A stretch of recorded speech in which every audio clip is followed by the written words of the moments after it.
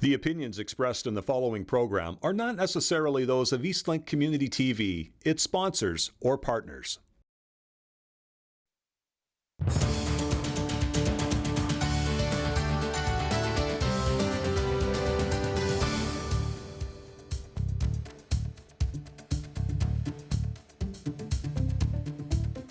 Good evening, bonsoir, everyone. No one's ever sat down this fast. When I say it, I just want to point that out. That was the first. That's a record. So thank you and welcome to our federal election panel discussion for Sudbury East Manitoulin Nickel Belt riding. I'm Marie Ditanier, President and CEO of the Greater Sudbury Chamber of Commerce.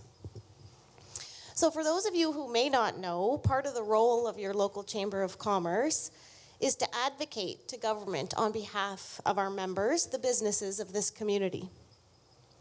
So I'm very thankful for the opportunity to hear from our local candidates this evening on the issues and challenges that matter most to the residents of this community, but also to the businesses who play such a vital role in the economic prosperity of our region.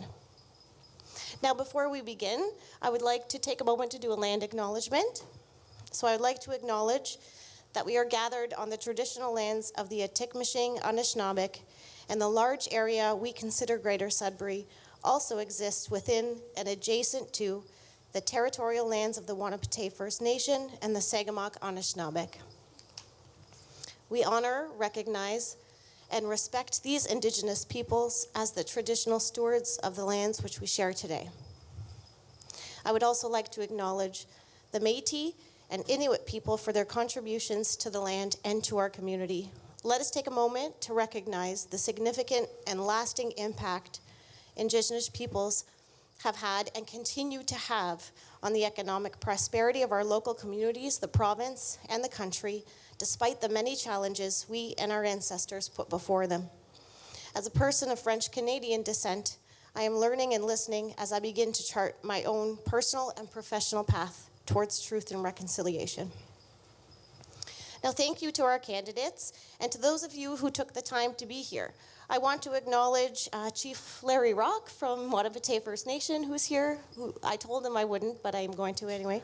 I also want to acknowledge members of our Board of Directors here this evening, including our Chair, Trevor Lalonde. If our Board of Directors members could just wave, just so everyone knows who you are.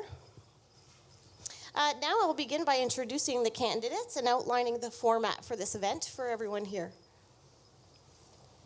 So we have today in alphabetical order, Andréane Chenier, NDP, Hamal Hussain, Green Party of Canada, Marc Serret, Liberal Party. Here's how things will unfold this evening. Each candidate will be invited in alphabetical order to address the audience for 2-minute introductory remarks. Following these opening statements, I will ask a series of questions, which each candidate will answer. We will not be taking questions directed at a specific candidate this evening. These questions will be a mix of those relevant to the business community and written questions from our audience. If you have a question, there are paper pens at the back of the room. Please write your question down and submit it to a chamber staff member. Aditya will help, and so will Kaylee. So if you just even want to just lift up your hand, they'll come collect your question. So though the responses are not timed, we do recommend keeping the answers to 2 minutes so we can get to as many questions as possible. Now, as the moderator, I may engage with the candidates to ask follow-ups. Other candidates may also challenge or ask for clarification on a response from another candidate. Now, I would ask that candidates who are questioning and challenging one another do so in a respectful and courteous manner. Time up warning may be given, and I may decide that we'll move on.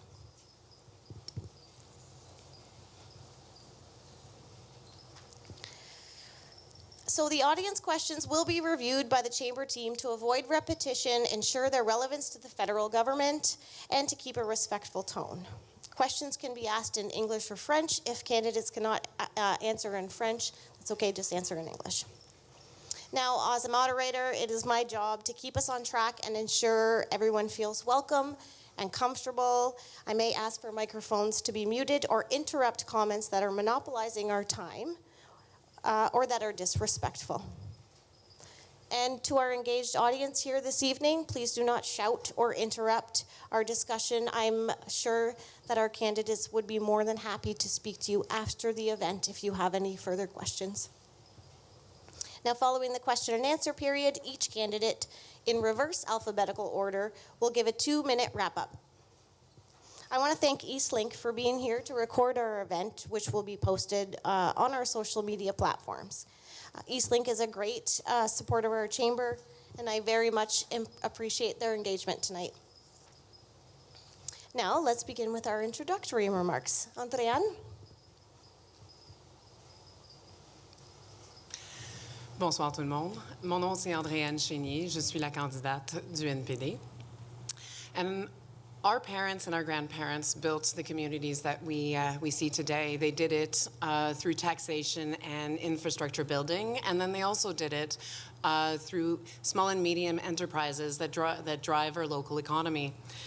We know that our local economy is overwhelmingly built by small and medium enterprises. I think it's like more than 99% of businesses in Canada that are in fact smaller than 100, I think it's smaller than 500 employees, which means that when we are talking about the future, when we're looking at how scared some folks are about what's happening with our southern allies, or are they still allies? I'm not sure.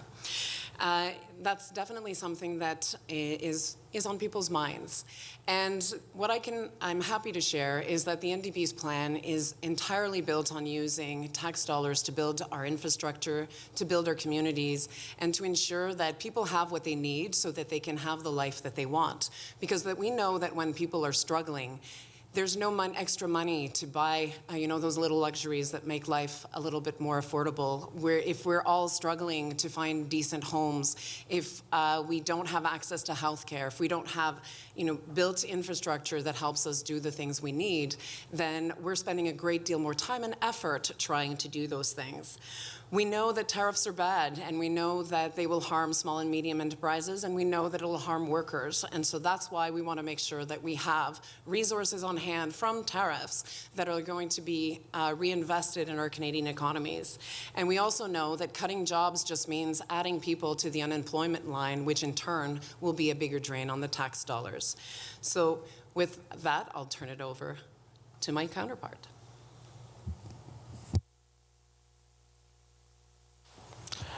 Hello everyone, my name is Himal. I am the Green Party candidate for Sudbury's Manitoulin Nickel Belt. And as you know, we're living in some of the most unforeseen times more than ever before, with a housing crisis that we have not seen in decades, economic stability that we essentially have not seen in the longest period of time. And one thing that we need to prioritize is closing the corporate loopholes that has caused all these issues to come in the first place. Small businesses are the foundation and the asset of this very community. And one thing that we need to do, and we need to be rewarding small businesses to strive and grow better and develop, rather than, punishing them through, again, more regulation and essentially we need to provide them the care and the government that they need. With the U.S. tariffs that are causing so many issues within our country and across the globe, we need to be expanding our horizons, investing in local community, and more than anything, understand that it comes down to, again, reducing the amount of taxes when it comes to small businesses, and at the same time, we need to be able to tax the large businesses to ensure that they're able to invest in the innovation that we need. Again, we've seen the same old for decades, both either the left or the right, but it is time that we have someone to represent our community in a different angle who believes that it's all about putting small businesses first, understanding that it's all about creating innovative, sustainable jobs that can be done through non-sustainable energy. And it is time for a change. And the Greens propose something that's an alternative that has many innovative ideas at its place, and we look forward to speaking to more people and members of the community and expanding our platform.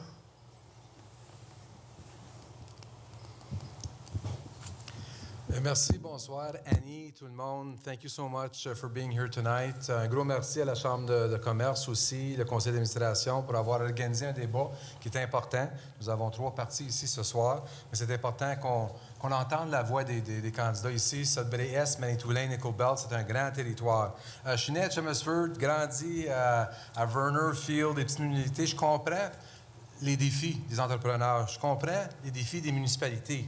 Les travailleurs pour le développement économique, que j'ai travaillé fort pour la réalité du Nord. As a former small business owner and a long-time economic development advocate, really worked hard, and I understand firsthand how businesses need stability, workforce development, reliable infrastructure, and targeted federal investment that respects that reality. And that's so important. As a federal government, we reduced the small business tax rate from 11 to 9%. Something that hasn't been talked about a lot.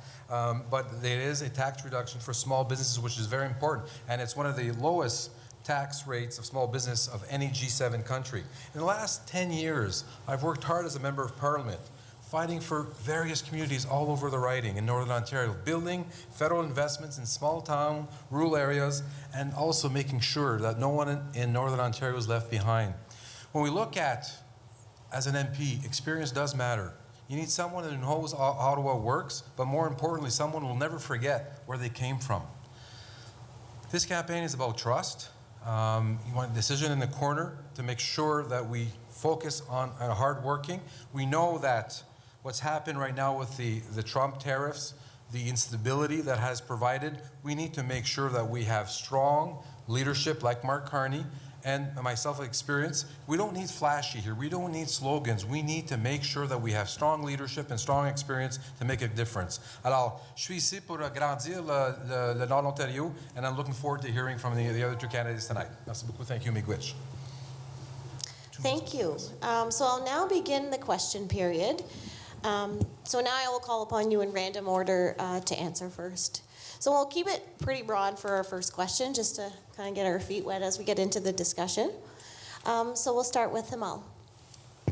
What is one issue you believe is being overlooked or neglected in our community, and what will you do to bring attention and federal resources to that issue if you're elected? Well, one of the things that we found out, and I think Mr. Surrey here also addressed the fact that with our riding expanding larger and and taking up more space, what we need more than anything is investment in rural communities.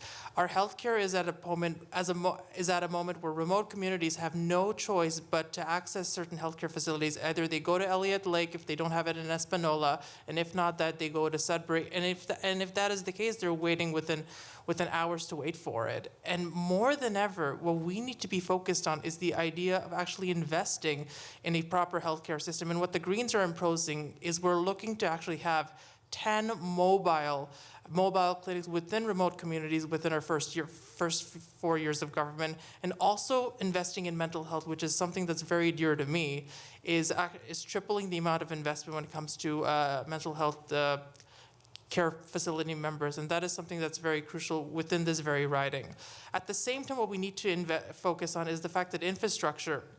Now, growing up in the GTA, one thing I noticed is, you truly see the roads and everything being developed in Southern Ontario a lot quicker because a lot of funding is given towards Southern Ontario. What we need to do is understand is if we are able to close those corporate loopholes, we are able to invest that money back in building and sustaining our roads, just like we would in Southern Ontario. For example, Highway 69 has been a plan to be restored within. Now, it's been going on for years of how quickly we need to restore Highway 69, and it's still on the works. But what the Greens are proposing is if we are able to close those corporate loopholes, we can focus on investing in our roads, just like Highway 69, and proper access to these remote communities, and at the same time investing and ensuring that money is put back into social programs, because it's all about using that money and having transparency back within our government. And that's what the Greens are imposing, and that's what Ms. May and I are looking forward to doing. Thank you. Mark? If you would like me to repeat the question, I can. Well, no, that's okay. Okay. Obviously, the priority in the hearing at doors is housing, cost of living, also the instability that the Trump tariff has provided. And one of the things that we have to do as a government, we have to make sure we support our workers. We have to make sure we support our companies. And as a government, what we've said is every dollar connected to the tariffs, we will reinvest in workers. We'll reinvest in those companies, something the Conservative Party has not said they would do. And it's very important that we do so. As Jamal mentioned, the infrastructure municipalities is important, but also the housing. We have a lot of youth, we have a lot of seniors that can't afford the housing, they can't afford rents. So we need to make sure that we work closely with municipalities. The federal government has a role, the province has a role, and the municipalities has a role. We got to make sure we build this together. We got to work together. There's no magic bullet here. The federal government has been out of it for the past 30 years prior to our government launching the first national housing strategy. But obviously, housing is critical. It's security, and we need to make sure, and how you attach that to good paying jobs is also important. I'm trying to keep it within the 2 minutes. Yeah, that was great. Thank you. Appreciate that. Andriane? I think we're not talking about sustainable and environmentally friendly economic development. There seems to be a lot of talk about resource extraction, about critical minerals, about expanding Ring of Fire, but nowhere do I really hear that they're planning on doing this in a way that's environmentally sustainable. In Northern Ontario, the environment is a big way. It is a big part of our way of life. We're hunters, we fish, we enjoy the environment. When we have time and we have snow, we go snowmobiling, we quad, we enjoy the outdoors. But we also need to have sustainable economic developments. There's too few opportunities that are being exploited in ways that that respect the environment.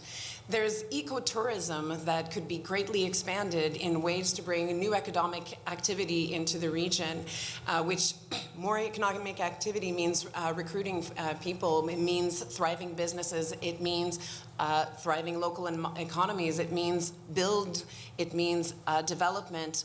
But if we're not respecting the environment, then the problem we're going to end up with is what we've been seeing lately, which is Canada that's on fire or Canada that's being flooded. And all of these things are things that the federal government ends up having to deal with. And so when we're talking about economic development, we really need to be doing it in an environmentally sustainable way. Thank you. I think, Matt, you have a comment on that? Yeah, can I build upon what Andriane mentioned about critical minerals? As Parliamentary Secretary to the Minister of Energy and Natural Resources, I know firsthand how important it is. Canada we have an opportunity here to be a super energy mining powerhouse in the world. We're not doing that. When you have a Conservative government, we talked about the environment here, but also yes, red tape, we have to work with the provinces, we have to work with the private sector, but that does not mean to go back to the Harper years of 150 court cases, trashing environmental laws, trashing Indigenous rights. We need to make sure that we partner with Indigenous communities. We need to make sure that they're part of the resource development on the lands that they're participating. So that's important to be doing that, and Northern Ontario, as a critical minerals hub of the world, and getting the mining powerhouse of super mining is so important, and we need to talk more about that. Something that we don't do enough, and we should be talking more about that. Okay, merci. Amal?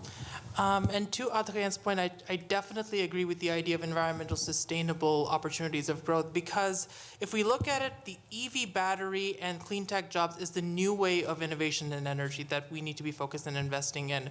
The perfect example is we look at Kingston, actually Gananoque, Ontario, the current Liberal government and the provincial PC government, ironic enough, or invested the billions of dollars necessary to build those jobs in clean renewable energy. The mining sector is something that is very, very close to my heart, because all my neighbors living out in Nazilda, they work in the mining industry, they work for Vale, they work for Glencore. But one thing that we don't realize is that within a decade, there was a 1,200 job loss within Vale and Glencoe. And the only way that we can increase that is because non-renewable energy, there is a point where the mining sector, we're actually having a decrease in jobs when it comes to this type of environment. When it comes to sustainable jobs, we look at a lot of the Nordic countries, they're actually seeing economics booms by investing in sustainable energy that is working to its own favor. And in a time where there's so much economic instability, a great way to negotiate with our neighbors down south is if we're able to collaborate, not retaliate. Again, sustainable energy is the way to go because of investing in clean energy. And I'm pretty sure when it comes to dealing down south, we're able to do it in the most efficient way and a cost-efficient way so that we can have youth within Northern Ontario invest in jobs in local Sudbury rather than export them out. And let's be honest here, a good chunk of our mineral-rich organizations are owned and they're co-shared by our neighbors down south, and we can't have that at this point. Thank you. I think that leads into our next question nicely,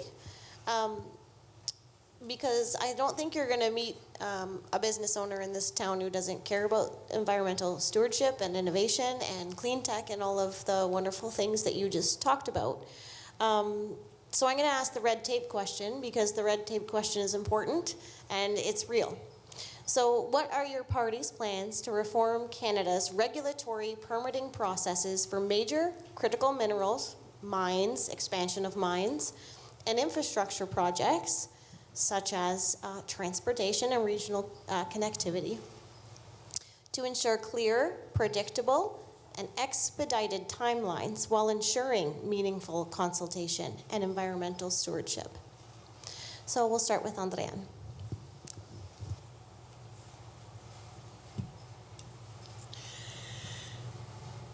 Well, what we, in terms of environmental regulation, for us, we don't actually think that what we need to do is a race to the bottom. There's been a lot of talk about, harmonization of regulatory frameworks. And generally, when I hear those words, the things that are left are environment, health and safety. There is some in terms of transportation and in the trades and transportation of trades. There's already been a lot of work that's been done with respect to ensuring that we have you can port your credentials from across the country. But I would be very hesitant to talk about harmonizing health and safety legislation or regulations, for example. We know that regionally, we know here that when work isn't safe, that workers die. We've had several worker deaths that happened in the mining sector at the beginning. What I think is when not long after Valet came over, where they had been, I think it was 4 deaths within a year, something that hadn't been seen in, I think, a decade. So what we want to, and when we think about health and safety legislation, we also want to, I look at Alberta, for example, where there's a lot of mining, there's a lot of oil and gas, and there's also a lot more traumatic deaths that occur there. And so harmonizing has to be done in a way that still maintains the essential nature of the businesses, because while it might be easier at the front end, it's incredibly costly, both in dollars and in human costs, to then have to face with a worker or that's been injured. And no employer really wants to face those kinds of things either. And the same thing goes with the environment. We can't be racing to the bottom to have regulations that would threaten our lakes, our fish, our animals, the things that some people rely on to eat. So from that perspective, we're not in favor of changing those regulations, the health and safety legislation or the environmental regulations. We are absolutely in favor of removing red tape so that trades can move more easily across the country, that we can make transportation a lot easier there. But we really want to make sure that any time that we have economic development, that it's done in a way that is respectful of the environment and respectful of the people that are going to live there. Thank you. Mark? Thank you for that question, and I want to thank the Chamber for being involved in the last 20 years, and red tape has been one of the primary goals to try and eliminate at all levels. red tape, cutting red tape is really, really important. And let's be clear, Pierre Poilievre's plan to cut red tape for the Ring of Fire is disastrous. What he's suggesting is going back to the Harper years, as I said earlier, 155 court cases on the environmental protections gone, and not having proper consultation and partnership with Indigenous communities. We need to build trust. We need to work together with our Indigenous communities, and also looking at the environment. When we look at Mark Carney, he understands that. He's worked with the UN, he's worked in clean tech, he's worked across the world on this. There's three elements here that Mark Carney's proposing, part of, and as I indicated earlier, part of the job that I had with the Minister of Natural Resources and Energy, Jonathan Wilkinson, we set up a round table of regional round tables with all the provinces. Ontario was slow, still slow to the table at that. BC has come to the table, and now we have one assessment, provincial and federal together. Why is the government of BC could do it with the federal government, and Ontario hasn't been able to do it? I'm challenging the provincial government here to work together on this. We're looking at economic reconciliation, so important for Indigenous communities, to make sure they got partnership, equity. In the last budget, the federal government put a $5 billion Indigenous loan guarantee program to support private sector Indigenous communities for resource development. We've also looked at a green growth fund. The Canada Growth Fund has been negligent over the last years, involving natural resources companies. I worked with Magna Mining. We're looking at other companies here locally to make sure that the Canada Growth Fund supports natural resources, because equity and capital is important for the mining sector. And the last part is, when we look at the investments that are needed, it's so important that we look at that legislation and infrastructure dollars to make sure that we provide some infrastructure dollars to make sure that we get those developments made. The Ring of Fire, there's no infrastructure, there's no roads, there's no power. It's really a community effort that we have to make sure that we build hospitals, that we build a community around the mine site. So that's what a Mark Carney government is going to do. He has experience, and I have experience locally to try and bridge that gap with all the different partners all across Northern Ontario. Merci, miigwech. Thank you. Himal? Yes. So when it comes to environmental sustainability and actual policies that will create both economic growth and the idea of creating a stronger environment for this riding, now we've seen all the lawsuits that the Harper years have brought on within, I think it was like in grade 8 at the time, years ago. But my ultimate point is, it's the same thing with, well, you know what, with the current government. As much as there has been some plans when it comes to environmental sustainability and the idea of working with Indigenous groups, but it's all about putting forward an ultimate plan.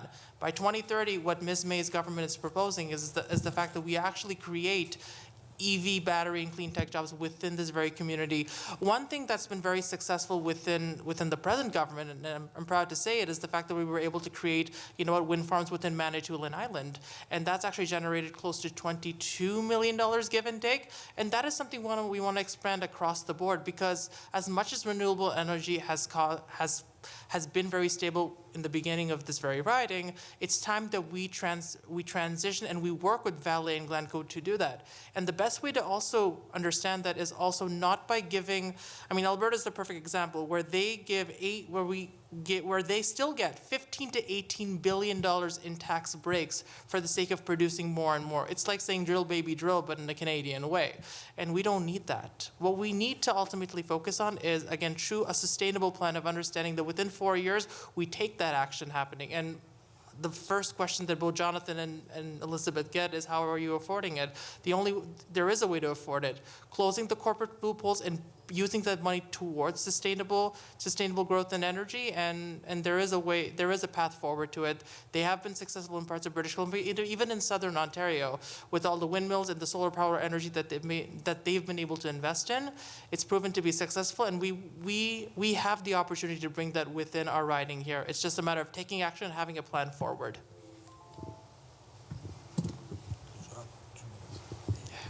Thank you. So we'll go to a question. Yeah, that was really good timing, because I heard the buzzer go.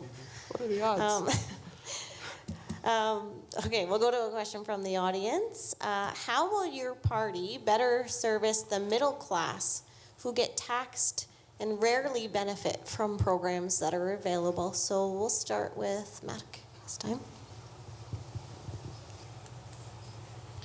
Thank you for that question, and I hear that often at the door.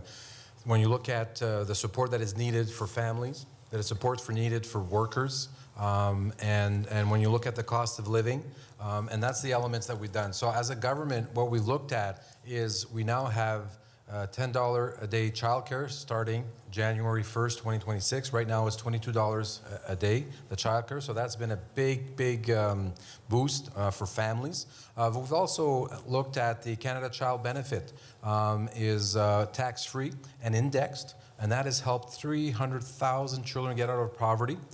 Very important and I mentioned earlier about the small business. When you look at the small business tax relief from 11 to 9%, that's been a bonus there. But also when we look at the GIS for seniors, right now there's less seniors living in poverty, and it's important to make sure that we look at providing support for our seniors. There's no doubt about that. And so those elements, when we look at the Canada Workers Benefit that we don't talk a lot about $40,000 or so, there's been tax breaks given to workers there, and also what we're proposing on the 15% tax break, so it's something that is added to that element too. So when we look at affordability, there's different measures that are taken across the board to make sure that people have the disposable income, to make sure that they support local businesses at the same time in the economy. So those are some of the elements that we're looking at to do right now, and that we have done also. Okay, Himal? Well, a lot of the things, everything from the childcare policy to the pharmacare and the dental care originally was brought on by the Green Party of Canada, ironic enough, and hence why we need more Greens in Ottawa to address those exact issues so that we can collaborate with the Liberals and NDP, and if the Conservatives decide to show up in anything. But the reality of it is the Green Party of Canada is proposing a lot of social programs that can be done. Again, I keep bringing up the corporate loopholes because it is very possible. By reducing taxes on the middle class and the ability to put it back into social programs, things like a proper universal healthcare system where we are expanding on the dental care program that we have, cutting the bureaucracy when it comes to the $10 a day childcare. And also when it comes to tuition, I know it's more of a provincial matter, but we are able to work with provinces, and we do have the funds needed to be able to provide that universal tuition-free and debt forgiveness. It's just a matter of understanding of where our taxpayers are going, and we're able to bring on that money back, again, by taxing those who can afford to pay a little bit more, to creating sustainable growth within this country, and aid the people that those are in need. And more than anything, again, a lot of these social program policies, it's all about collaboration with progressive ideas, and it's all about working together. And I'm proud to say that the Greens have been able to do that. Both Ms. May and Mike Morris are doing an awesome job out in Ottawa when it comes to delivering on social programs. When it comes to disability benefits, the idea of increasing and creating a new disability benefit that will truly help them get the health care and support that they need is something that Mike has truly been advocating for out in Kitchener, and something he's working with the provincial government in addressing, and we need to expand on as well.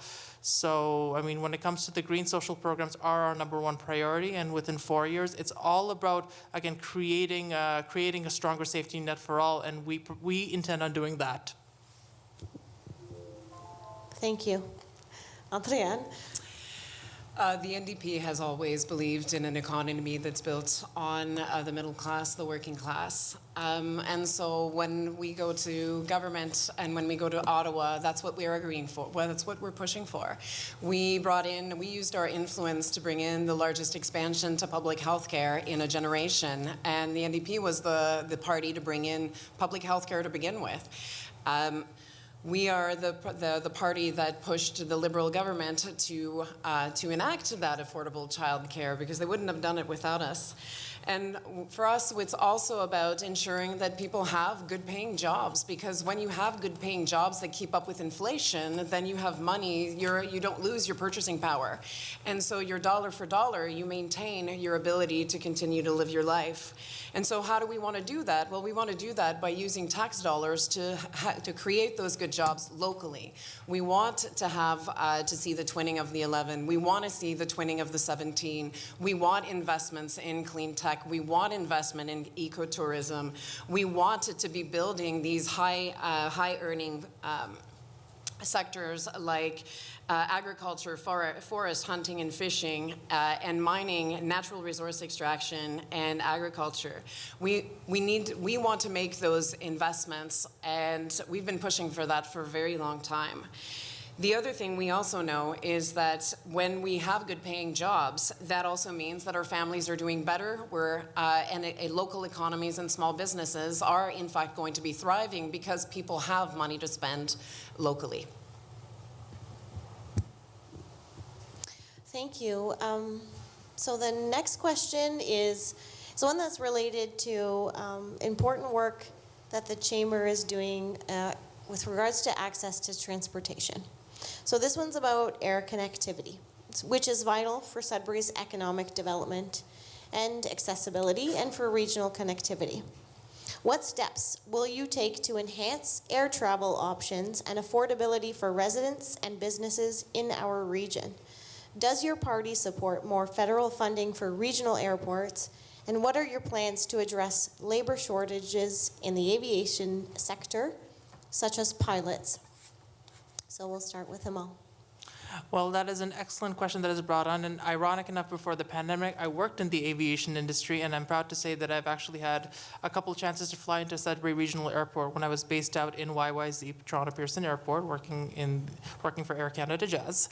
And one of the things that we need to focus on is, yes, investing in our aviation sector, because again, the shortage of pilots and shortage of our airline staff more than ever is costing us billions and billions of dollars more than if we were to have that staff. So ultimately what the Green Party of Canada is proposing is the fact that we're able to use the necessary funds to be able to expand on regional airports and work with ICAO and different organizations to be able to do it just like, you know, the United States, I will say, when it comes to air travel, has been able to truly have the expertise with it, right? You look at, New York City itself, you have LaGuardia and JFK that are doing international travel abroad. We're able to do that. And when it comes to costs in traveling into some of our remote parts of our country, it is more affordable to travel down to Miami than it is to go out to Iqaluit, which will cost you an extra $1,000 or $1,500. And it all comes down to because we haven't been able to invest in the infrastructure needed when it comes to expanding in our airports. Low-cost carriers, just by adding a couple low-cost carriers, we tried it during the pandemic, it did not work. It's all a matter of, again, working with our different airline partners, working in an international scale to ensure that we're able to truly expand in our horizon and understand that, again, more frequency in travel will allow more international business to come into our country in order for our development to strive. And that's what the Greens are imposing as well. Thank you, Mark. Thank you for that question. Yes, regional airports are so important.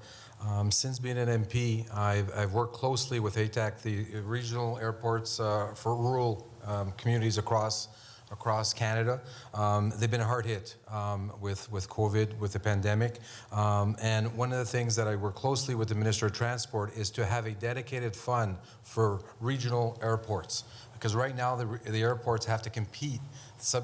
Greater Sudbury Airport has to compete with the other major airports for funding. But the Sudbury Airport, I want to thank the board. I know they're linked with the City of Sudbury. They're very proactive and have been able to provide and get funding for the Sudbury Regional Airport on numerous occasions. There's two elements on the federal government needs to do, and we need to increase that funding for regional airports, for infrastructure, and that's been happening. A few $1 million is provided to the Sudbury Regional Airport. Plus, FedNor plays a role and has funded the Sudbury Airport and other regional airports across Northern Ontario. So FedNor plays an important role, and as a government, we've made now FedNor an independent agency, the first time ever, and it's so important that we make sure that FedNor continues to play a role on the regional economic development. We'll talk about the Highway 69 hopefully after, but from a regional perspective, the problem since the pandemic is the major airlines have put the hub, kind of a hub situation in Toronto, and a lot of the airlines are now being focused on Toronto, and that is creating a huge problem. There's less availability. There used to be 3 flights coming out of Sudbury. Now there's 1, and the availability is not there. So we need to make sure that there is a bigger all-of-government approach. All parties need to get together to make sure that regional airports, because it's so important for the economy, for people, for Indigenous communities, for health, and also we need to make sure we support Billy Bishop, because if that closes, there's going to be a massive problem with Northern Ontario and even locums and doctors traveling from Toronto to Northern Ontario. Merci. Thank you. Adrienne? I think it's also important to remember, where does this problem stem from? And it stems from population, like they've been talking about. They've been talking about the competing and having, comparing us to the United States. And I think it's really important to remember that we don't have the population density that the US does. And also in rural communities, again, we're not going to have the population density to then go and suggest that we're going to be able to compete with fares that people can find affordable. We used to have that when we had a national carrier that was funded by the government, because at that point, that was considered a service.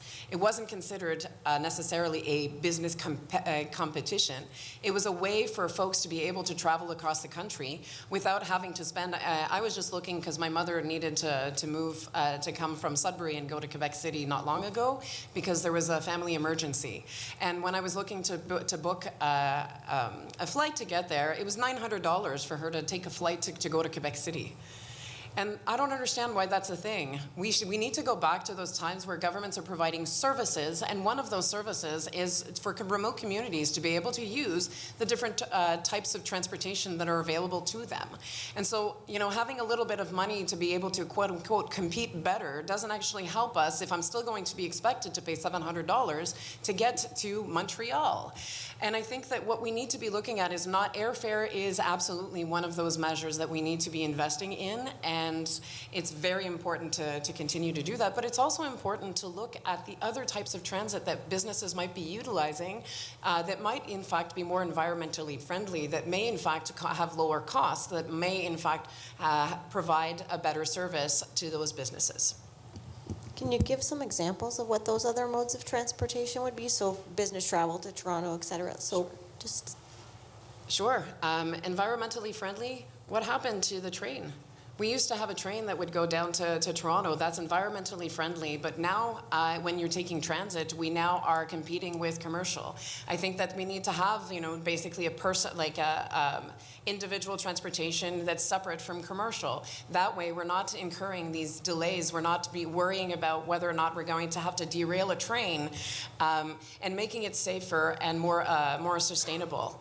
And honestly, bringing back a government carrier would be definitely be an improvement.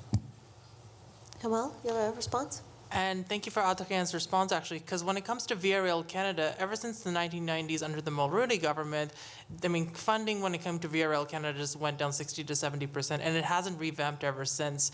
One thing I do not understand is that 90% of our tracks were sold to CN Rail, again, an American-based company, and still to this day, they still haven't worked on the fact of how we can get our government rail tracks back. They've been trying to do that for many, many years to come, and there's been no action to it.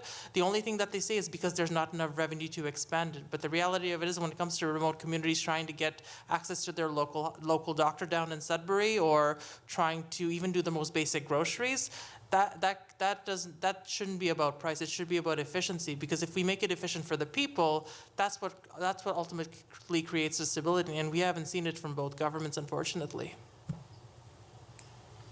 Obviously, on the rail side, the ONR, we have to work closely with the province on this. Via Rail, as indicated, also federally, Huron Rail. We provided several million dollars to provide from the Soo to Sudbury, but it benefited more the private sector. So there's definitely an issue. I've heard the last 10 years. unfortunately, we're trying to see how from the Via Rail, from the tracks, and the investment that is needed in Via Rail. Right now, there's a high-speed rail proposed from Toronto to Quebec City, but that's not going to help us in Northern Ontario. We have to make sure that those investments come here, and that's the challenge that we have from this country. So it's something that there's no magic bullet here. We've been advocating for this, but we need to make sure we work closely with the province and the private sector on that. Go ahead, Very Andrea. challenging. Seeing as everybody's speaking twice. But I also think there's an important safety aspect to this. If we can divert divert the transportation off the roads and actually put them into transit like rail, it might also help with like a lot of the dangerous circumstances that exist on our roads. There's too many times where we see these very large, very big, I think they call them truck trains, that when they're traveling on our roads are also damaging them to an extent that then the public purse has to pick it up. I mean, potholes. Do we really need to talk about potholes? Yes, we do. I almost fell into one coming in. Not for today's debate, maybe. Okay, we'll take another question from the audience. Short and sweet. What investments will you bring to Nickel Belt? Any concrete examples would be appreciated. So we'll start with Mark. Well, there's been several investments. That one of the keys here that I'm proud with the work on investments with municipalities. There's been transit investment. There's been roads. There's been a lot of road investments provided to the municipality. There's been also housing. We've done a lot of housing from downtown, Coniston, but more affordable housing is needed, and that's something that from a government perspective, and what I'm hearing, housing is so important that we need to make sure that that's provided. FedNor is also playing a really important role in economic development, so that's something that we need to continue making sure that we look at supporting municipalities, supporting recreational, supporting arenas. We've also looked at the green and the infrastructure fund. For example, the twin pad here in the valley will receive $5 million to do the engineering to make sure that because that's still quite a cost to make sure it's shovel ready. So those types of investments with the municipalities are very, very important. And then obviously the critical minerals. Magna mining, you're looking at some of the mines. We talk about the Ring of Fire, but there's a lot of mines that are operational and need some kind of low-lying fruit, that Crawford mine in Timmins and other smaller mines that will produce some good paying jobs, and they need investments in power, they need investments in infrastructure, and that we need to do from the $3 billion critical minerals infrastructure fund.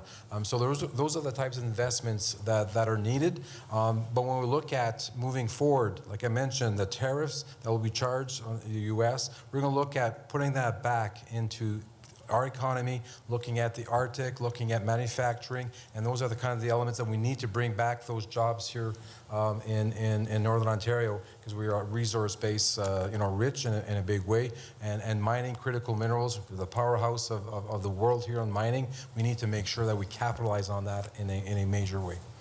Obviously the EV side, the battery side, and we need to make sure that we don't ship them out like what Glencore and Valley is doing right now. We need to look at a refinery, and the city of Sudbury with the mayor has been looking at the refinery here, sulfate, and we also just invested, the federal government has invested in cobalt refinery. The only cobalt refinery in North America is in Cobalt, just an hour and a half away from here. So those are the types of, we have the minerals, but we have to make sure that we look at processing them here in Northern Ontario.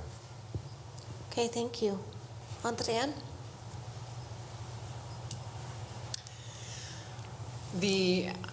Most specifically, what we're very interested in is the environmentally responsible economic development. And I think that this is one of those areas where I just think about this riding. This riding has 10 First Nation communities. And when I'm speaking with leadership of those communities, the one thing they keep telling that comes up over and over is that they're never at the table when those critical discussions are happening. And so to my mind, when it's time to have to talk about things like the Ring of Fire, when it's time to talk about managing of resources, extraction of resources, we need to be making sure that we're doing that in an environmentally sustainable way with the appropriate partners at the table. So that is definitely something that we, the NDP, has been talking about. But in order to do that, we also need to be able to get things from those sparsely populated areas. We need to make sure that we have appropriate roads, that our bridges are available. So that's local businesses that will be building that kind of infrastructure. We need also to be ready with housing, and so those are also going to be local companies that are going to be building affordable housing, not just housing. It's important to remember that building housing, if it's unaffordable, doesn't help our communities. It doesn't provide us with safe places to stay. So we want to make sure that we're using local businesses. We're going to use local products. We want to be using local workforces to build hospitals, highways, hospitals, roads, and on top of that to develop our critical mineral and our natural resources in an environmentally sustainable way. Thank you. I don't think it would be, oh, go ahead. I thought, Yeah. Can I just add that we don't talk about a lot, some of the success stories. And I want to indicate like the Atikamekw, Anishinaabe, and Winnipeg First Nations are really proactive with economic development. For example, just recently, the Atikamekw, Anishinaabe First Nations partnered with technical mining. And the federal government has provided millions to buy equipment, drill. So in turn, they could then now get contracts from Valley. So that when we look at the experience that our First Nation communities is having with proactive companies like technical mining is so important. We provided in the Ring of Fire, lithium, Frontier Lithium, $20 million for the First Nations to build a bridge to get to the First Nations community. At the same time, it's helping Frontier Lithium. And Frontier Lithium also received dollars to look at building a lithium refinery in Thunder Bay that benefits the whole Northern Ontario. So those types of partnerships are important, and we need to continue investing in that way. Thank you. On that note, we'll move on to tariffs, because if we didn't ask a question about, oh, sorry, You missed Himal. me. Go ahead. I'm sorry. My What? apologies. All good. We're always left. Can I say? But no, all good. But overall, what the Green Party of Canada is imposing is we have a lot of opportunities for Sudbury, Manitoulin to truly grow the way it needs to be. So the Green Party of Canada has highlighted that housing is one of the largest crises, not just within our riding, but ridings across Northern Ontario. So it's about putting in a plan that works. The idea of building 5,000 cooperative homes by 2030, and actually having that plan in place and taxing the vacant corporate lots that are already there in innovating and creating more homes in that way. The other thing what we are planning on doing is actually completing the Highway 69 by 2030. There was a report out there by CBC saying that they're supposed to be having that done by June, but again, it's in the unknown. But we have that concrete plan of having that completed. And more than ever, with the healthcare crisis, with 1 in 5 people that don't have a family physician, mental health crisis ever since the pandemic being at an all-time high, we need to be working on that right away and getting those 10 mobile clinics within remote communities as soon as possible. It needed to be done yesterday. It needs to be done today to ensure that the healthcare is given to the people that are in the most vulnerable need. And again, mental health is something that's truly very important to our party and to myself, where we should be investing. And we know what we're planning on tripling mental care workers at the same time. And the other thing that the Green Party is proposing more than anything is the fact that, we should be able to fund all this by closing the corporate loopholes that Valley and Glencore, they have created such amazing stable jobs, and many great people have been able to retire in those opportunities. But by closing those corporate loopholes, we'll be able to truly innovate this riding more than ever and fund the social programs that we'll be able to do. More homes, more opportunity, and a healthcare system known to be number one like we were known to once be. And that's what we're trying to impose more than ever. Thank you. Okay. I'm going to move on to my question. I guess I was so excited about the tariff question that I forgot to ask you to respond. So the Chamber of Commerce has long been advocating to eliminate trade barriers between provinces. You see at the Ontario Chamber of Commerce level, but also at the Canadian level. So in the face of real and potential U.S. tariffs on Canadian goods, how does your party plan on supporting the Canadian economy to mitigate the impact of such trade policies? So we will start with Andréane. The NDP has been very clear. For us, any money that is collected from tariffs is going to be reinvested in supporting small businesses, because we know that those small businesses are likely to be the ones that are hardest hit. There are also going to be necessary changes that need to be made to employment insurance to make sure that when folks are in fact impacted by those tariffs, that their system is not overly bogged down and too complicated or has too many cracks in which folks fall. And so we want to see a revamping of employment insurance using those kinds of dollars that we take from tariffs to make sure that if workers or businesses are being impacted, that those funds are available to them. And that also includes those that are self-employed or individuals who are gig workers. When it comes to trade barriers, again, we are in favor of making businesses, of making the transition of goods across provinces. We want to make that easier. But we want to make sure also that we're not doing it at the cost of cutting red tape in a way that then allows the pollution of our waters, the burning of our forest, or the flooding of our cities. Because those are the kinds of things that the tax dollars are going to be needed then to fix. And so that's, from our perspective, we want to make sure that the economy is resilient. We want to use Canadian dollars to buy Canadian. We want to reject deals that don't permit that kind of investment. And we want to ensure that we are funneling those tax dollars into local Canadian businesses using Canadian-made and Canadian-owned. Thank you. Himal? That is an excellent question. I know the tariffs are in the mind of so many people across the board. You know what? With so much in the unknown, with 25% tariffs supposed to be imposed today, tomorrow, the next month, it's so much in the unknown, and a lot of businesses have started to panic all across in several industries. We know for a fact that $2 billion of exports go down to the United States. Just in nickel alone, and 40% of our supply chain in Sudbury is reliant on U.S. exports. So the idea is, of course, obviously not to just retaliate, but also the ability to collaborate using other innovative ways of business. So when it comes to our natural resources, yes, we have a perfect example. When it comes to diesel filtration, most of Canada's diesel filtration is done in the United States and brought back here and sold within our country. What we should be doing is investing, and the Greens are imposing, is investing in technology when it comes to obviously sustainable forms of energy. And as we know, diesel is a lot more cleaner and sustainable than even gasoline and some of the fossil fuels. So again, it's about investing in the proper technologies and having companies actually gain incentives for doing that. And at the same time, one thing that we need to understand is that a lot of the major companies, whether it's Suncor out west or Vale out here, is they have to be able to pay their fair share to ensure that they invest in Canada. And that's what the Greens want more than anything.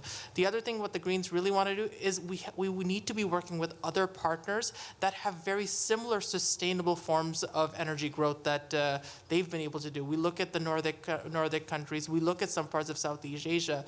These are markets that have been untapped for so long. And if we're really able to do that within the first term of us collaborating with whoever is elected, that is a way to innovate our country more than ever before. And then we'll see that our neighbors down south will be suffering, not us. It's about collaboration with a more international scale for sure. Thank you, Mark. You're really good with that 2 minutes. Not bad, eh? Thank you for that question. Obviously, the day that President Trump imposed the 25% tariff, this is affecting about 500,000 workers here in Canada. Trump is, what he's trying to do here, he wants our water, wants our energy, wants our critical minerals. And when you look at these tariffs are a mistake. The way the economies are intertwined between Canada and the U.S. is so critical moving forward. When we look at the specific question on the inter-provincial trade barriers that exist today, we'll say this whole tariff conversation is an opportunity. For the first time, probably in 50 years, this should have been done. The premiers, the federal government is now sitting at the table, sitting down with the premiers, with Mark Carney, to try, and Minister Inira Anand that I've talked to 2 weeks ago, they are going to eliminate the barriers. We have to do this. Just eliminating the inter-provincial barriers will have the same impact on the GDP of Canada than the tariffs have. So this is enormous that we have to make sure. On the EI front, we've already taken 3 measures that Mark Carney has already proposed. There's a temporary waiving of 1 week of the employment insurance from the waiting period. That's already in place for the workers that will be displaced, especially in the Windsor area. That's where it's starting with the auto.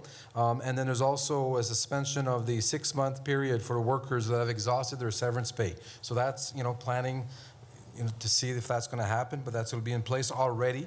We didn't need legislation. The minister could have done that, and it has done that. And also looking at the regional unemployment way it's structured. Like Andréane mentioned, there is work that's needed moving forward to revamp the entire EI system, but there's measures right now temporarily that we need to do, and we are taking to make sure that that happens in a quick way. Andréane, go ahead.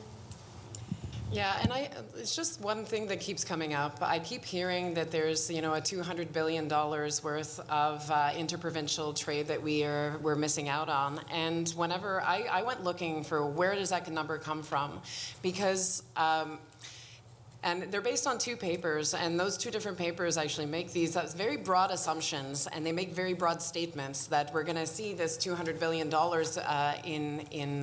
in trade being realized. But it's when you dig down, they're actually basing their estimates on international costs, and those costs don't exist when we're talking about international trade. We don't have currency problems. We don't have customs. We don't have tariffs to one, and then we also don't have different banking systems that we need to start making making allowances. Those costs don't exist, so those are not costs that we can recoup. There's also an assumption that's made that every single Canadian across Canada is going to be using or going to be purchasing equally from each province, which is not reflective of the individual realities of those provinces that all have different international trade deals. They all have different sectors that they are heavily involved with. And so, it's not going to be equally distributed across the country. Neither does it also include transportation costs. So we see this inflated number that's based on assumptions that aren't reflective of reality. I'm 100% in agreement with removing trade barriers, with removing things that are in fact impeding trades from moving from side to side, transportation from occurring, but it has to be based on real costs and real assumptions. Okay.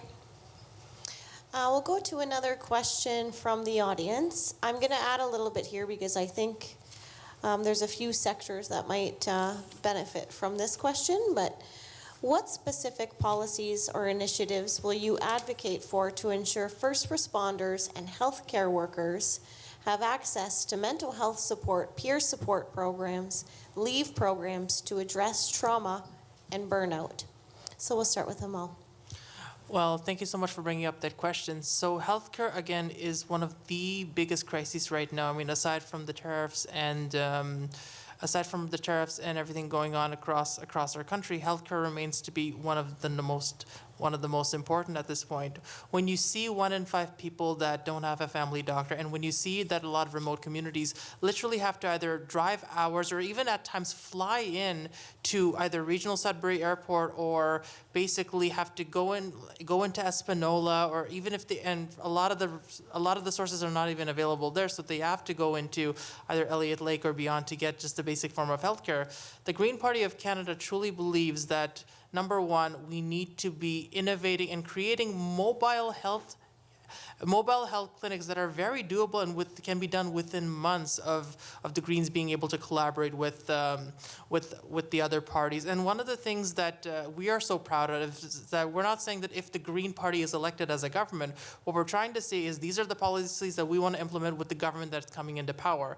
And that means electing more Greens to bring on the idea of more mobile clinics, mental health staff. We have the ability to triple the amount of mental health staff that's needed, especially within our remote and Indigenous communities. And it's something that is more crucial more than ever before. The funding is there, and it also comes down to also eliminating some of the loopholes, working with some of our great board members within the healthcare industry to get these tasks done. Unfortunately, for too long, both on the federal side and the provincial side, they've worked their separate ways. They've never been able to collaborate with each other to get the job done. Unfortunately, we have a federal Liberal government and a Conservative provincial government, for example. But what we want to do as the Greens is prioritize and say these social programs are inexcusable and they need to be got done now. And we're imposing that within the first year that these mobile units and these mental health facilities are assisted and done. Thank you. Mark? No, thank you. Thank you, the first responders, the nurses, all the frontline workers. And it's a very important question when we look at the mental health, the trauma. One of the things that we've done as a federal government, we supported CROSH. CROSH that works closely with Laurentian University, and that does have mobile clinics going around Northern Ontario. But it is a difficult situation on the healthcare side with it is let's say, it's a provincial responsibility. The federal government has a role to make sure it doesn't be privatized, that we look at public health. And that's very important.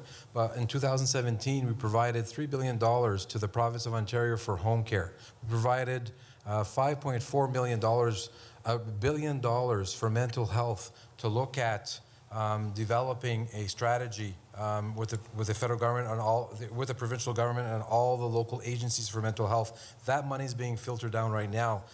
The Canada Health Act, we provided $200 billion to the province, $74 billion to the province of Ontario just recently. We have to make sure that, yes, we got to work together.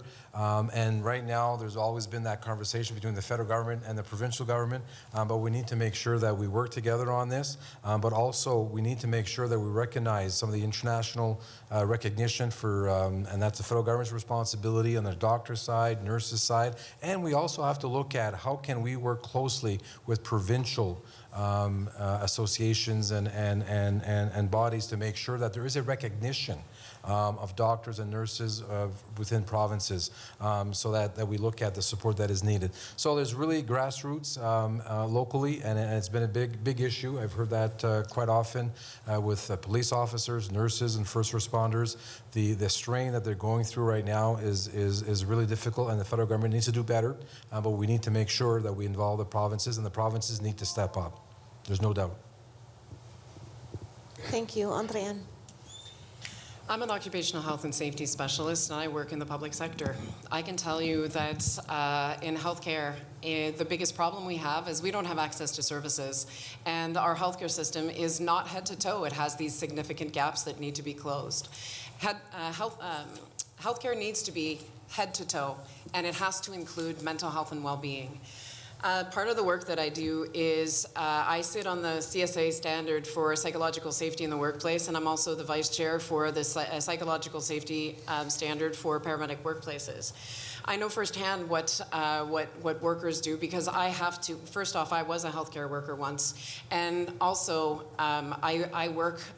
My job is in fact to ensure that we have those services that are available within workplaces, because this is all about ensuring that we have safe and healthy work.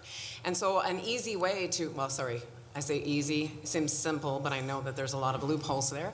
But for one, recognition that the Z1003, the CSA standard for psychological safety in the workplace, is something that needs to be adopted in Canadian workplaces.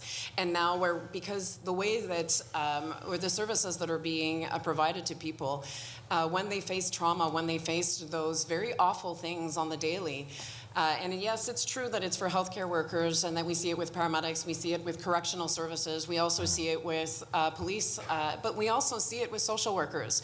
We see it with developmental service workers. We see it with education workers. There's some of the highest rates of violence exist in those workplaces. And what do we need? We need political will. We need to have very firm guidelines that state what is required, and we can include that as part of the healthcare transfer payments. And an NDP government would be restoring funding at the federal level so that the provinces would have the funds and the means to be able to implement things like peer support programs.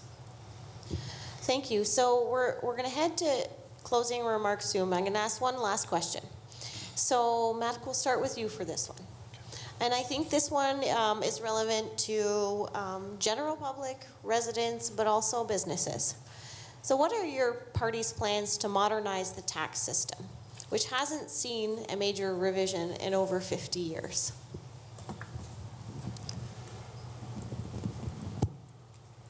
It's an easy question to answer. And there's a reason why it hasn't been revised in the last 50 years. You remember in 2017, Bill Morneau, then finance minister, proposed a comprehensive tax review. And there was such an outcry by the Conservatives. A lot of misinformation for small businesses, a lot of misinformation. So the system was modified looking at some of the 1% of the corporations that were paying a bit more taxes now. What are we proposing to do with the tax? There's a lot of, to be honest, there's many things that we could do, but we have to find ways to look at making sure that our tax system is fair.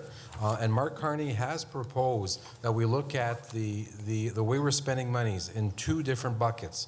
One is looking at making sure that the operational funds, that we're looking at programs and services to individuals and the communities and businesses. And then we look at the other pocket that looks at investments in manufacturing, in infrastructure. And we look at that overall right now, and the deficit that we have today, we're looking at 1% of GDP, which is one of the lowest in the G7. Those investments need to be put into investments in jobs, in infrastructure, building our military, building our infrastructure, building our critical mines, building jobs in the future, manufacturing. So those elements, and yes, there is the issue of the richer need to pay more, but we have to be looking at that from an investment, because Canada needs investments. In our jobs and in our infrastructure, so that's where we got to look at. But we got to do better. But it's very challenging to make a whole. And please remember, in 2017, it was very, very difficult to even attempt to try and look at that. But we need to make sure that we have an all-party approach. All political parties need to be together on this. Thank you, Andréane. We want to. Apparently I was always on. We want to tax the Elon Musks of the world. They're not paying their fair share, and we know that that is a big problem. What we also know is that neither the Conservatives, who are not here, or the Liberals are willing to do that, because they both have already voted against those kinds of tax reform. And we also know that Mr. Carney has already said that he's not going to go ahead with the capital gains tax. The problem that we also need to see is that we need to see revamping in a way that is respectful of the middle class. What we want to do is tax cuts for the middle class and the working class, and we want to hire much higher taxes for billionaires who currently are not paying their fair share. And what does that mean? It means that life now becomes too expensive for us Canadians, and it's undermining, like we've talked about it quite a bit so far, but you know, the healthcare system is now stretched to a breaking point. We also want to make sure that, so we want to target those kinds of working class, middle class tax breaks, and we want to close those loops for tax havens. Big corporations are taking, revenues and profits that they generate out of our communities using the richness that we've built through taxation. You know, those things like healthy workers, healthy families. We have educated workers. We have subsidies for our small businesses. You know, the communications, the roads. They're benefiting off of all of these things that you and I are paying into it, but they're marching their profits outside of our borders. We want to close those loopholes and make sure that they're paying their fair share. And in addition, what we also want to do is we want to make sure that we are taking the GST off things that are essentials, things that, you know, every family that's trying to grow a family needs, things like diapers, things like formula, things like home heating, and the other essentials. Thank you. Hamal? And thank you for bringing on that question, actually. So what the Green Party is imposing when it comes to our tax system is, first and foremost, with so many small businesses that are truly our assets here, whether it's a small diner out in Cape Real or some of the most beautiful gift shops that you might see in Manitoulin Island, they are truly our assets when it comes to this community, and they should be rewarded for creating more businesses and local jobs within our riding. So when it comes to whether it's reducing taxes when it comes to small businesses, what we should also be doing is understanding that the current government truly hasn't really done anything when it comes to, you know, increasing the taxes, corporate tax on, let's say, the oil and gas sector. Stephen Harper, when he got elected, we remember he actually reduced the amount of corporate tax that oil and gas companies pay from 21% to 15%. And unfortunately, under the Trudeau administration, it never actually went up again. It remained the exact same thing. When it comes to investing, when it comes to social programs, whether it's a better healthcare system, creating better infrastructure, and again, funding social programs like a guaranteed income, which the Green Party is imposing because it is very doable. When you see $25 billion of money that's being disappeared every single year, and you see $18 billion of tax breaks when it comes to a lot of these large corporate companies, whether it be the oil and gas sector or whether it be Valier and Glencore, even with the work that they've done in the past, we need to focus on ensuring that that money stays within our community, and that money is reinvested in our small businesses, and we're able to provide those tax cuts to small business owners.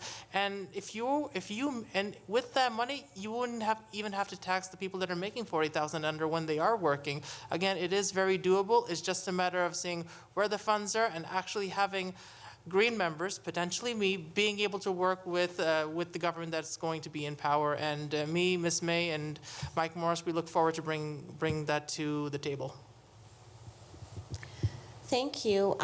Before we wrap up, we do have some audience questions that we didn't get to today. So it was several of them, which I think is a positive thing. So would you mind if we sent you the questions, get a written response, and we can post them on our website, so anyone that's here today that didn't get their question answered, at least we can get you that answer somehow. That could be a good idea. That way the conservatives might respond, because that's the only way they respond, apparently, by written questions. They're the only person. They'll just chat GPT it. It's all good. Okay, so now we'll wrap things up with our closing remarks. So we'll start with Marc, please, if you could start. Thank you. Merci beaucoup tout le monde est ici ce soir. Thank you so much for the debate in the chamber. You know, let me say for the closing remarks here, you know, Canada is not broken. You know, Northern Ontario is not forgotten. Greater Sudbury, Northern Ontario is full of potential. Yes, there's more to do. We got to work together. We got to make sure that we grow the economy here. As I indicated earlier, we're world class as a mining innovation hub of the world right here in Sudbury. We also have health, a lot of clean tech, community development that's happening, a lot of leadership that's happening in the area. We need to make sure that we grow on that. Je suis dédié ici, ça fait 10 ans. Je travaille ensemble avec les municipalités, avec les maires, les organisations, avec les organisations publiques pour faire certain qu'on avance. Ce qui est important pour les gens. En ruralité, c'est difficile. Le Nord Ontario, c'est difficile, mais j'ai l'expérience pour essayer de bâtir ces relations-là. Experience does matter. Results does matter. And an proven track record in Ottawa does matter. I bring the voice of the community to Ottawa, but more clear, the small businesses here are the backbone of our economy. We need to make sure that we spur entrepreneurship. We look at how do we do this by creating programs. We funded the Northern Ontario Angel Program, the Northern Ontario Entrepreneur for Women Program. There's a lot of different programs that FedNor has funded, more broadband that we funded in Northern Ontario to make sure entrepreneurs can compete across the North and across the world here. Donald Trump's tariff, we have Mark Carney that has the leadership to make sure that we look at the quality of life that we need to build our infrastructure moving forward. Alors, j'espère que ce soir, que vous gagnez votre confiance. I want to gain your confidence to continue the work that I've done. I love my job as a member of Parliament representing you in Ottawa. Thank you. Merci. Miigwech. And not just elbows up, but sometimes it's fist ups too. So, Donald Trump. Thank you. Andréane, closing remarks, please. I come back to our parents and our grandparents built this country, and they built our communities through a combination of taxation and innovation and small businesses, small medium enterprises, and large enterprises as well. We need to continue to invest in our infrastructure because it's crumbling, and we need to be doing better than what we've been doing. We want to make sure that we are closing tax loops so that our profits or the tax dollars stay here and that everybody's paying their fair share.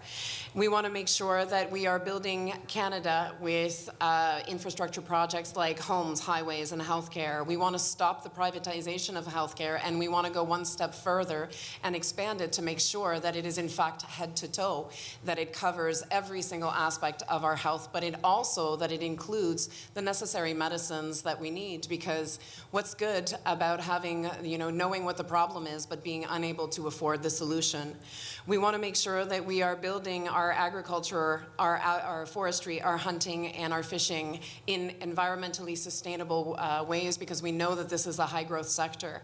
We also want to make sure that we are investing in in mining natural resources in such a way that is both inclusive of the communities, all of the communities, not just the communities in cities, but also the communities that exist in more remote locations. And we also want to make sure that whenever we have these conversations, that everyone is represented and is at the table and not getting information after the fact. We want to make sure that all partners and all community members, including our Indigenous allies, are in fact at the table. And we want to make sure that we are investing tax dollars to grow good jobs so that people have the money that they want, the money that they need to have what they need in order to be able to have the life they want. Thank you. Hemal?